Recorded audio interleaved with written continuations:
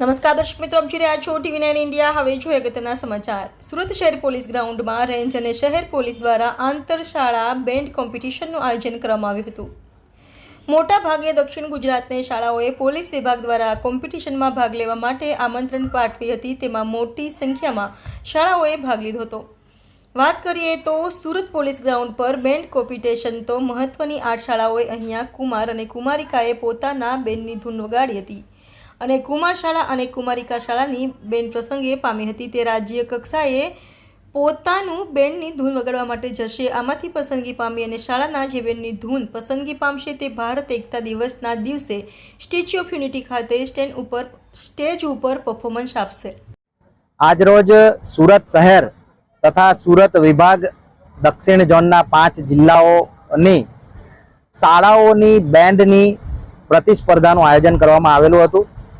આ બેન્ડ કોમ્પિટિશનમાં શાળાના વિદ્યાર્થીઓએ ખૂબ ઉત્સાહપૂર્વક ભાગ લીધો હતો, જેમાં સુરત શહેરની, સુરત જિલ્લાની, ડાંગ જિલ્લાની શાળાઓએ ભાગ લીધો હતો।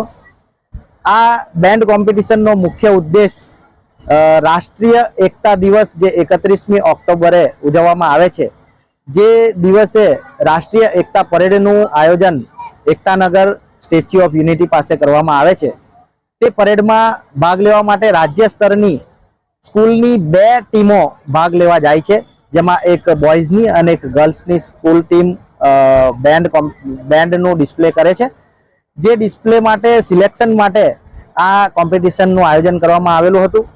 દક્ષિણ ઝોનમાંથી 2 ટીમોને સિલેક્ટ કરીને રાજ્ય કક્ષામાં ભાગ લેવા માટે અને કોમ્પિટિશનમાં ભાગ લેવા માટે મોકલવામાં આવશે। આજે આ કોમ્પિટિશનમાં જે 8 સ્કૂલોએ ભાગ લીધો હતો, તેમાંથી એક બોયઝ અને એક ગર્લ્સની ટીમને પ્રથમ ઇનામ આપવામાં આવશે, જે રાજ્ય સ્તરની કોમ્પિટિશનમાં ભાગ લેવા જશે, જ્યારે 2 ટીમોને સેકન્ડ નંબર રનર્સ અપનો આપવામાં